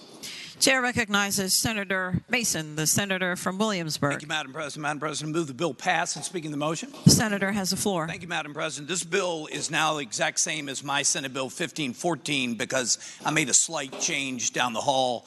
This allows a registrar to, in where they serve, to appeal if they've been fired and provides them counsel. So I moved the bill. I believe it passed overwhelmingly here. It was unanimous here last time. Thank you, Madam President. Question is, shall the bill pass? Those in favor of that motion will record their votes aye. Those opposed, no. Are the senators ready to vote? Have all the senators voted? Does any senator desire to change their vote? The clerk will close the roll. Ayes 38, noes 0. Ayes 38, no 0. The bill passes. Uncontested calendar, House bills on second reading. Chair calls on Senator Saslaw, the senior senator from Fairfax County. Excuse me. Madam President, I move that all House bills on second reading on the uncontested and regular calendars, pages 33 through 53, and that's House Bill 1426 through 2441, that the rules be suspended and the second constitutional reading of the titles be dispensed with. The question is, shall the rules be suspended and the second reading of the titles of House bills on both the uncontested and regular calendars, pages 33 through 53, House Bills 1426 through House Bills 2441, be dispensed with? Those in favor of that motion will record their votes aye. Those opposed, no. Are the senators ready to vote? Have all the senators voted? Does any senator desire to change their vote? The clerk will close the roll. Ayes 37, no 0. Ayes 37, no 0. The reading of the titles is dispensed with. Senator Saslaw. Madam President, I now move that those bills go by for the day. The question is, shall the House bills on both the uncontested and regular calendars, now on their third reading, go by for the day? Those in favor of that motion will say aye. Those opposed, no. The ayes have it.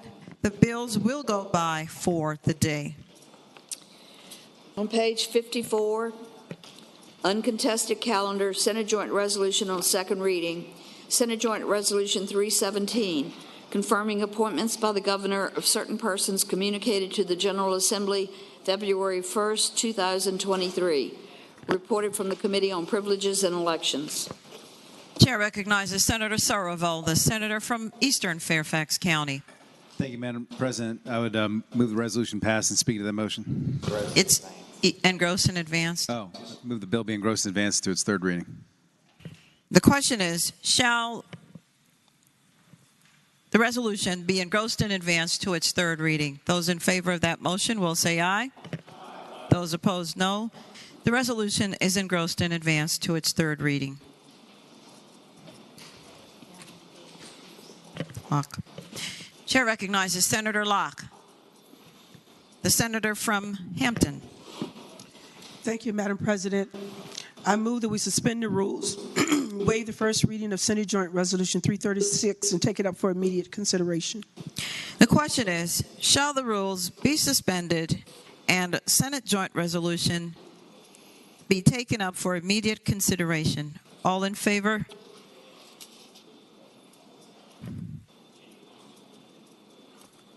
Of the motion will say aye. It's a recorded vote. It is Friday. 1 second, Senator.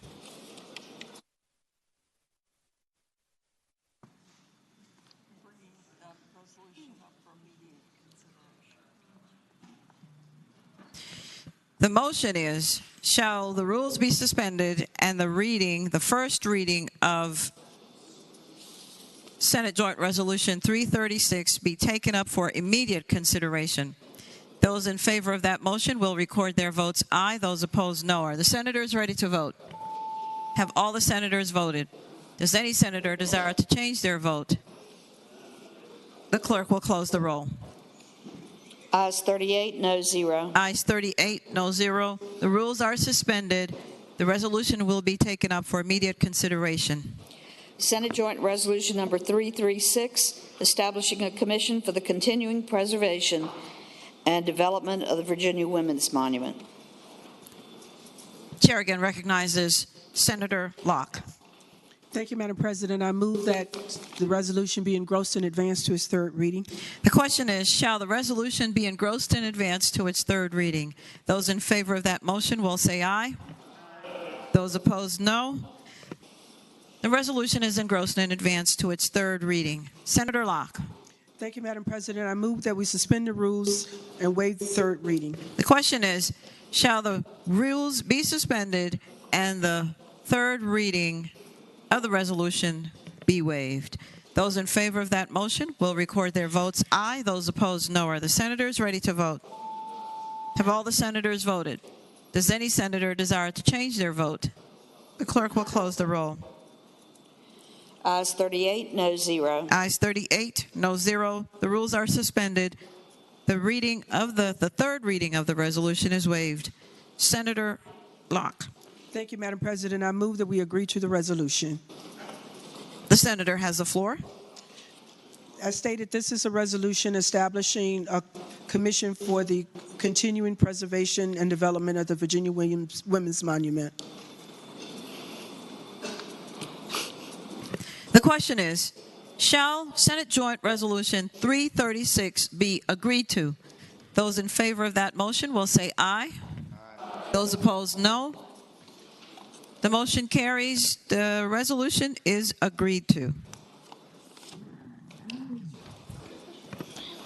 Chair recognizes Senator Obenshain, the senator from Rockingham County. Madam President, I move that we suspend the rules, waive the first constitutional reading, and take up for immediate consideration Senate Joint Resolution 337. The question is, shall the rules be suspended and the first reading of the resolution be waived so that it may be taken up for immediate consideration? Those in favor of that motion will record their votes aye. Those opposed, no. Are the senators ready to vote? Have all the senators voted? Does any senator desire to change their vote? The clerk will close the roll. Ayes 38, no 0. Ayes 38, no 0. The first reading is waived and the rules are suspended so that the resolution may be taken up for immediate consideration. Senate Joint Resolution number 337, designating July 10th in 2023, and in each succeeding year is Earl Hamner Jr. Day in Virginia. Chair recognizes Senator Obenshain. Madam President, I move that the resolution be engrossed in advance to its third reading. The question is, shall the resolution be engrossed in advance to its third reading? Those in favor will say aye. Those opposed, no. The resolution is engrossed in advance to its third reading. Senator Obenshain. Madam President, I move that we suspend the rules and waive the third constitutional reading. The question is, shall the rules be suspended and the third constitutional reading of the resolution be waived? Those in favor of that motion will record their votes aye. Those opposed, no. Are the senators ready to vote? Have all the senators voted? Does any senator desire to change their vote? The clerk will close the roll. Ayes 38, no 0.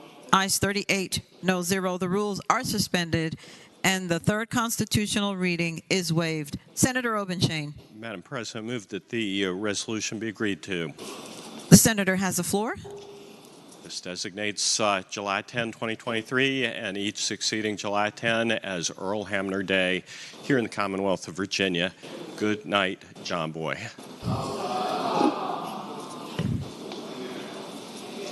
The question is, shall the resolution Senate Joint Resolution 337 be agreed to. Those in favor of that motion will say aye. Those opposed, no. The resolution is agreed to. Is there any other business to come before the Senate? Chair recognizes Senator Saslaw. Does that complete the calendar for today? Yes, sir. Thank you.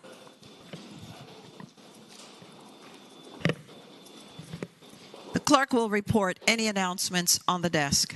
Monday, February 20th, 2023, the Committee on the Judiciary will meet at 8 a.m., Senate Room A, Pocahontas. The Committee on Local Government will meet at 9 a.m., Senate Room 3 in the Capitol. The Democratic Caucus will meet at 11:30 a.m., Senate Room 1 in the Capitol. The Republican Caucus will meet at 11:30 a.m. in Senate Room 2 in the Capitol. The weekend weather report. Today, rain throughout the day. Temperatures will drop early in the evening into the 20s in southwest Virginia. Saturday, cold with lows in the mid-20s in the early morning and warming later in the day to the 50s. Sunday, partly sunny with increasing clouds in the afternoon. Temperatures will be in the low 30s, warming to the 50s late in the day. Happy Friday and drive friendly. Chair recognizes Senator Lucas, the senator from Portsmouth. Thank you, Madam President. Madam President, I move that the Senate do now adjourn until 12 noon on Monday, and that we do so in memory of Brody Alexander Watson. The question is, shall the Senate adjourn until 12 noon on Monday in honor of Brody Alexander Watson? All those in favor of that motion will say aye. Those opposed, no. The ayes have it. The motion is agreed to. The Senate stands adjourned 12 noon Monday.